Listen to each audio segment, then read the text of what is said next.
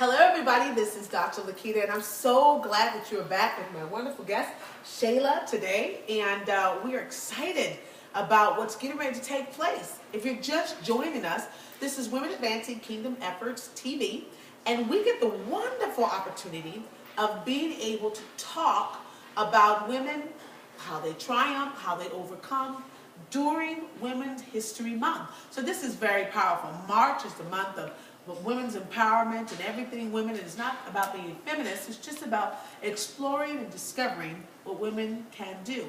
And here we decide to help you be the best you. So let's talk a little bit to Miss Cheala. She talked about being homeless, and that's just tough for any woman. I've experienced homelessness myself with my 2 children, so I'm very, very understanding of what that looks like. It doesn't have any discrimination, whether you got education or not.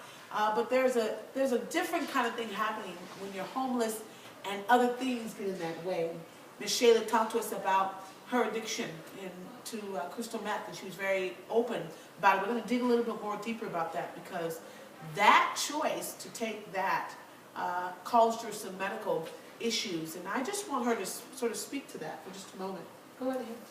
Well, at 31, I am 31. I was recently diagnosed with congested heart failure. Wow. And my heart actually only pumps at a rate of 10%, which should be at a percentage of 50 or 60 for my age group. And so if you can just imagine a young person with the heart of a 95-year-old woman. Wow. I can only walk slow. I can only walk so far. I can only talk so fast. And I had to train my whole body to do everything slowly so I won't lose my breath. So this happened from taking crystal meth, and I am harping on this because as women, we tend to gravitate towards things when we don't have other options. So I want to share. So did your heart failures happen when you were on a high?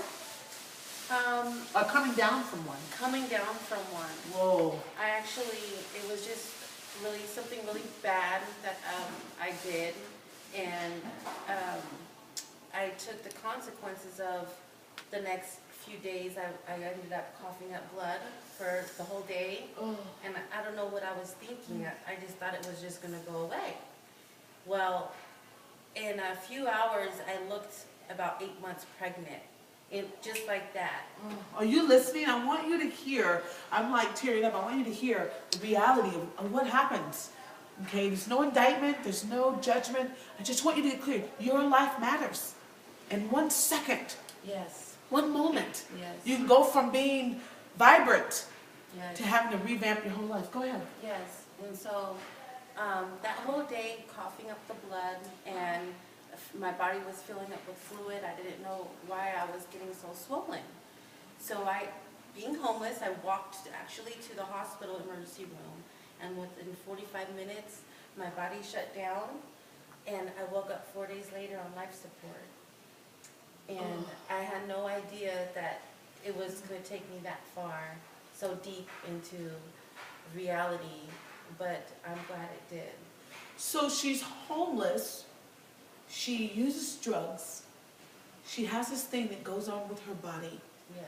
She walks herself with this triumphant in and of itself to the emergency room and finds out body shuts down, and then she's on life support. And this is why it's important that you get information from other people, and that you learn about who you are and where you're going. And I'm hoping that this message really touches you today. And so, Cheala, when you're dealing with that, as you're talking about it, I could actually see it happen. You're on life support. How long, what's going on at the hospital? Who do you reach out to? Who do they reach out to? Do they know you're homeless? They have no idea. I can't even talk really. I had the tubes down my throat for about 2 weeks. And I just remember waking up every now and then, not even for a whole minute, just opening my eyes and seeing just a few of my family members there, of what I have left of my family, and closing them back up again, and then just waking up in awe and finding out that I was on life support and what's going on with my heart, you know, and then dealing with it. And so it was hard to even cry about it because I was just thanking God for every breath that He has given me since then. Even in the hospital, I just wanted to give Him a warm hug and thanking Him for saving my life. Wow. And what we did was, I wanted to make sure that the people, and I'm going to get some help from our TV crew, people that are going to bring out what Miss Cheala has to do. She talked about the defibrillator that she wears on. It's like a life jacket. And our TV crew is going to come and help us and make sure that she gets everything, you know, working. And we're going to actually demonstrate what she has to do now, I think, almost every day of her life. And it's not a punishment because she's excited. She started a business that she's going to talk about in just a little bit. But tell us what's going on. This is the Life Vest. This is what it looks like here. To me, it looks like a bulletproof vest. That's what I say it is. It does. But it's actually an electronic sensor that sends electric wave to my heart if it ever fails. So what I do is I put it on just like a regular vest. This is actually the battery pack here. This is made by Zoll. It says Zoll Life Vest here. It kind of looks like a camera, but that's the whole battery. This is actually the charger for the battery. So I'll take the battery out and I'll put it in the portable battery and it will turn on. So I just put it on. I already had adjusted it. And these are sensors that monitor my heart. There's about 4 or 5 of them inside. And so you just clip it on like a bra. About how many times throughout the day do you have to do this? I have to wear this 24/7. Wow. Except for when I'm taking a shower. Wow. Just in case. And is this something that you have to do for the rest of your life? They're monitoring me. It's beeping now because it just wants... I have to activate it, so I just press the button. And then it sends the data to the Zoll company that's monitoring my heart, you know. I wouldn't even have to call 911. This will happen. It will do the service that I need, and they will call, and an ambulance will come right away. But I have to wear this all the time, and that's all. That's all I have to do. They're monitoring my heart for the next 3 months until they decide what's best for me. Heart pacer or a transplant, which will be my next step. So you're looking at this and you're chiming in. You probably just chimed in right now. I just want to. I'm a faith believer, and so I just want you to just say her name out, Cheala Robinson. She's the guest on Women Advancing Kingdom Efforts TV, and just say a prayer for her. I want you to say a prayer every night, believing God with us here at the Wake TV studio. That God can heal this body. I so love her. She's just an extraordinary woman. And it's just awesome that she's here to even tell her story. So we're grateful for that. Now, one of the things we kind of bypassed a little bit in talking about, I'm so stirred, I'm so emotional right now, was your job. You had a job. Yes. You had a job. I had a job. And let's talk a little bit about that job. Because, you know, some people think you're homeless and you're nothing. Yes. But that's not the case. So tell us. Well, before I was homeless, I was in retail for 10 years. Okay. I had done everything from cashier, customer service support, you know, management, even time schedules for employees and everything like this. And my very last job was at Macy's, which was wonderful. They have really good benefits there. Yes, they do. And I worked there for the last 5 years before I was homeless, working in the fitting room as a support associate. Okay. I loved it. Yes. Yes. And you know, so I just want to sort of defame and redefine homelessness, because it's not what you think. Some people are homeless for a variety of different reasons. People didn't know that I was homeless with my 2 children. I have a PhD. And so there it goes. It happens and you live it out.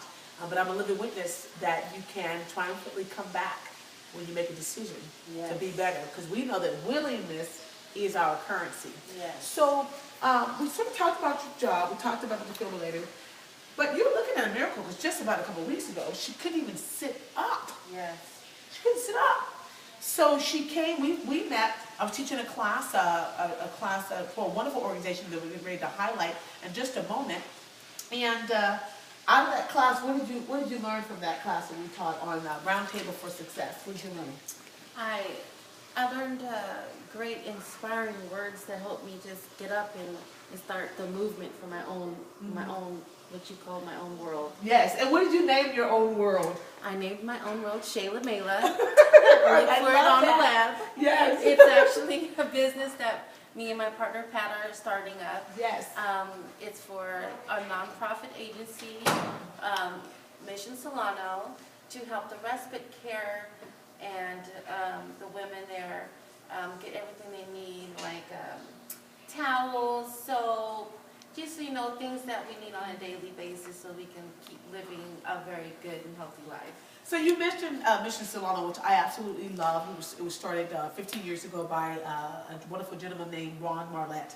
And the other sidekick to him is Mr. Raymond Cordamonte. And I'm so excited that I'm a part of that process and being able to do some trainings with some wonderful men and women.